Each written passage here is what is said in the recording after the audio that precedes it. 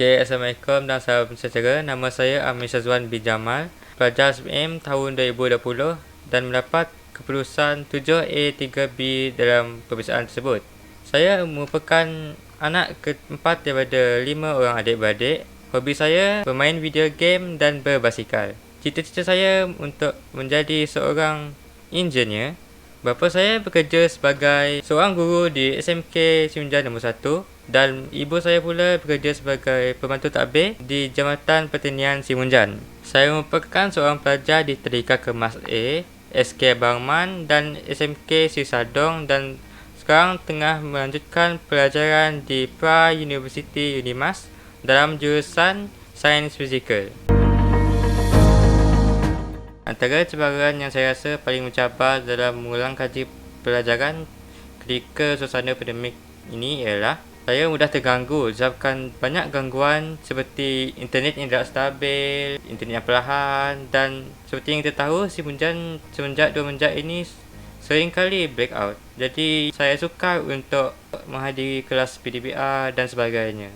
Salah satu punca yang menyebabkan saya mudah terganggu ketika PDBR adalah suasana pembelajaran di rumah tidak sekondusif seperti di sekolah.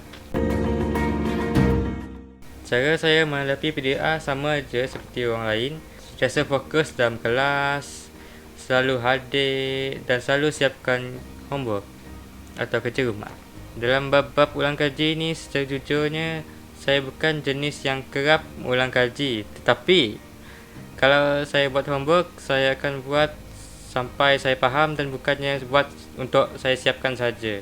Dan kalau ada apa-apa soalan, boleh tanya kepada rakan, guru-guru, adik-beradik ke. Tapi kalau korang malu juga nak tanya, boleh Google, tengok YouTube ke.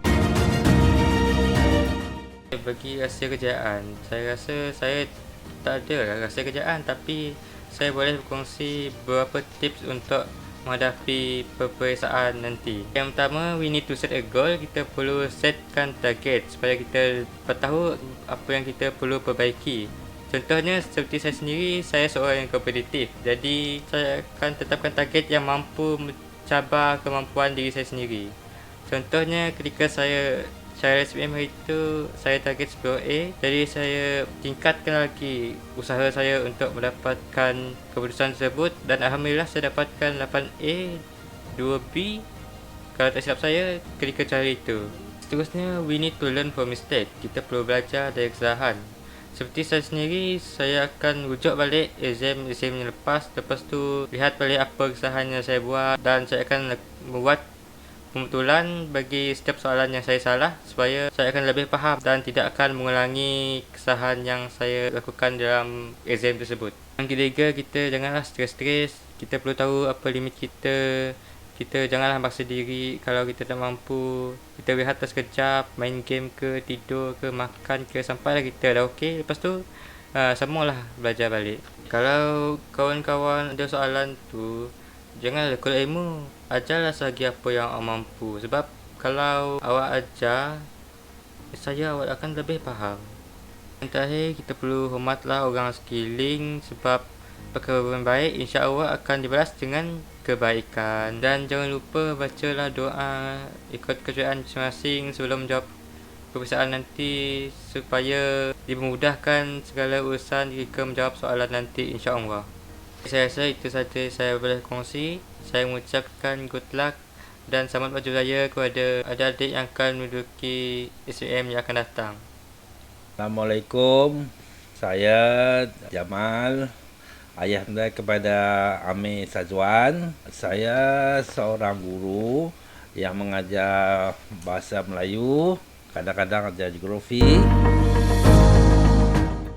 Tentang pemantauan semasa pandemik COVID-19 ni, kita seperti biasalah memantau jadual mengikut jadual yang telah diberi oleh pihak-pihak tertentu lah. Misalnya pihak sekolah telah memberikan beberapa jadual. Jadi saya hanya pastikan mereka mengikut jadual yang telah diberikan. Saya juga menyediakan macam telefon, bimbit, laptop untuk kegunaannya lah.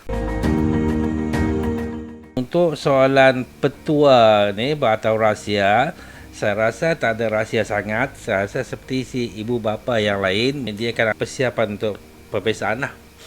Persiapan dari segi peralatan, alat tulis, pensel dan sebagainya lah, buku-buku, dan kita juga menyediakan persiapan mental lah.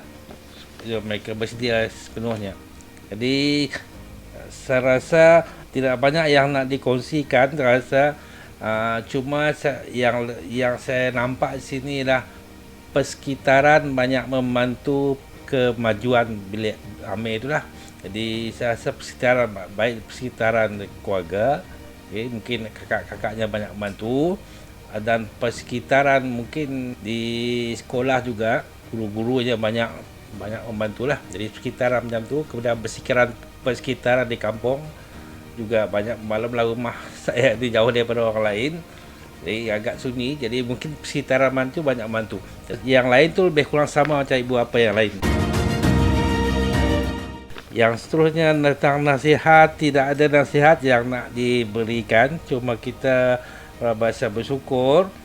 Okey, sebab ini merupakan amanah, jadi mungkin ini rezeki diberikan oleh Allah kepada kami. Setiap kali yang kita buat kebaikan, apabila kita buat satu kebaikan, Tuhan akan balas kita dalam berbagai bentuk. Mungkin salah satunya mungkin dia balas dalam kejayaan anak-anak. Nasihat saya, sentiasalah kita buat baik, mungkin nanti Allah akan balas kita dengan pelbagai bentuk kebaikan yang lain. Saya itu saja yang dapat dikongsi, tidak banyak, lebih kurang sama macam yang lain. Jadi saya harapkan anak-anak lain di sekolah Si Sadong akan lebih berjaya pada masa akan datang. Pada kesempatan ini saya mengucapkan terima kasih pada guru-guru SMK Si Sadong, terutama sekali pengetua, pihak pengurusan, Peluang Kanan 1, Peluang Kanan 2 dan guru-guru yang mengajar Amir Syazwan, kerana telah membolehkan beliau mencapai kepulangan seperti yang kita lihat sekarang. Jadi saya rasa sampai di sini saja. Sekian, terima kasih.